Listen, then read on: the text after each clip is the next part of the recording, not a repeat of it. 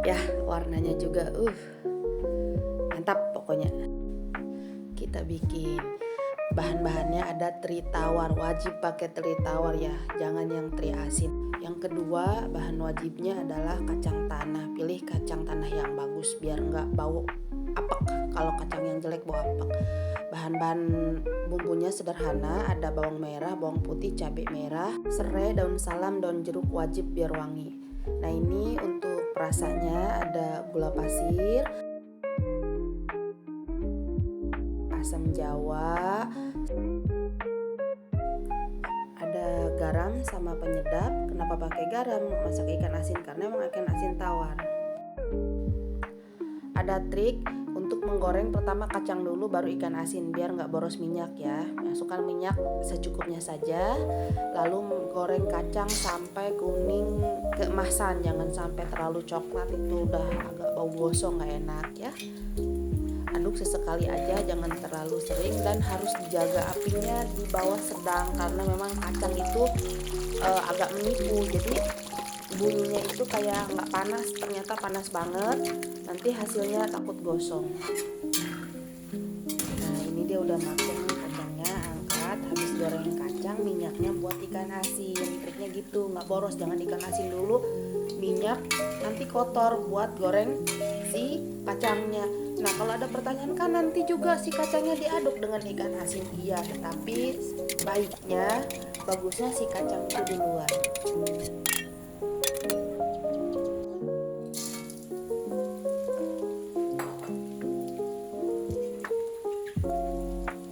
Lanjut goreng ikan asin. Nah, goreng ikan asin jangan ditinggal karena harus matang merata. Kita sering aduk-aduk sampai dia kering, agak nggak coklat ya, ini matangnya kering. Kita bisa lihat dari tekstur, nanti saya tunjukkan di akhir kalau udah matangnya kayak gimana. Buat adik-adik, teman-teman yang belum bisa masak pasti kebingungan matangnya kayak gimana. Jenis ikan teri tawar ini agak susah ditebak kalau yang belum terbiasa ya. Nanti lihat di akhir video. Di video ini lihat, saya sering banget kan ngaduk, tujuannya apa? Hancur nggak akan. Ini tujuannya biar si terinya matang merata. Kalau nggak sering diaduk-aduk, dia matangnya random, ada yang matang ada yang enggak. Nah, ini udah mulai matang, udah kering, udah agak ke kuning-kuningan kan, kuning keemasan. Nah, ini tanda-tandanya udah mau matang, kita bisa angkat. Kalau masih mentah, agak bau ikan asin, terus teksturnya agak alot, nggak crunchy. Kalau udah matang, bener-bener matang merata, teksturnya crunchy. Nih adik-adik, temen-temen yang pada mau menikah, jadi hasil matangnya kayak gini tuh. Saatnya sekarang kita tuang bumbu yang sudah dihaluskan untuk ditumis. Mau pakai blender ya nggak apa-apa, mau pakai blender mau diulek juga nggak apa-apa ya, rasanya tidak berbeda. Karena kunci masakan enak itu di bumbu, kombinasi bumbu. Terus ini kita tumis, tujuannya biar susut dan si si bumbunya nanti mengkaramel kalau buat ikan asin balado. Jadi harus banyak gula.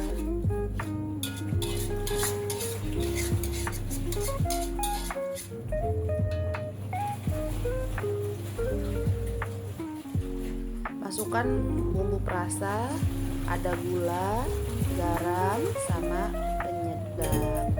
Kenapa harus banyak gula? Tujuannya buat mengkaramel ya kak ya. Jadi balado ikan asin itu mau telur juga sama. Kalau tujuannya buat di balado, ada yang versi pedas, ada yang versi mengkaramel. Kalau mengkaramel tuh banyak gula. Kalau saya lebih seneng yang pedas sama mengkaramel. Ada juga yang versi tawar. Mama saya suka bikin kayak gitu, tapi saya kurang suka.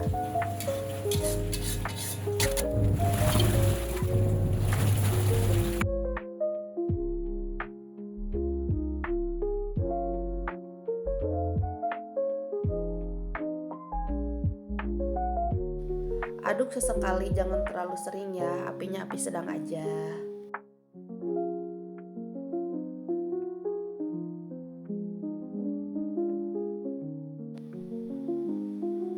Ini dia udah mateng, udah susut airnya tuh, lihat tuh hasilnya. Si bumbu ini mengkaramel ya, nanti akan menghasilkan rasa yang manis, pedas, gurih, enak deh. Cobain ya, nanti dibikin sendiri tuh. Mantap.